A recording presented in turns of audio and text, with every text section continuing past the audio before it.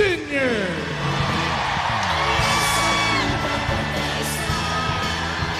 Labing dalawa! Maayong gabi sa pinalangga namon nga Negrense. Maraming salamat. Ay, patmagsipo. Maraming pong salamat sa inyong pagdating dito sa aming rally, kung saan inaharap po namin sa inyo ang ating mga magigiting na mga kandidato ng alyansa para sa Senado. Bakit po tinawag na alyansa itong samahan po na ito? Ito pong samahan na ito ay tinawag na alyansa dahil ay pinagsama-sama po natin at hinanap po natin. Talaga po ay pinag-aralan ng mabuti kung sino ba talaga ang pinakamagagaling.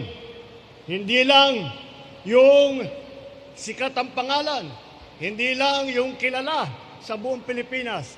Kung hindi, tinignan po natin kung ano ba ang kanilang naging record, kung ano ba talaga ang kanilang nagawa habang sila ay nasa serbisyo publiko.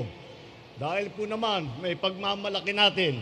Lahat po na nandito, na kandidato ng alyansa, ay ang buong buhay nila ay binigay na nila para sa serbisyo ng publiko, para tulungan ang ating mga kababayan, para pagandahin ang ating minamahal na Pilipinas. Narinig nyo na po ang kanilang mga karanasan at narinig nyo na po ang kanilang ninanais na gawin, ano na yung kanilang nagawa, at nakikita maliwanag naman po lahat po ng kanilang pinaplano, lahat po ng kanilang ginawa sa nakaraan ay para tulungan ang taong bayan. Ginawa po nila yan dahil ito pong mga kandidato ay sila po ay ang pinakamalalaki ang puso na nagmamahal sa mga kapwa nilang Pilipino.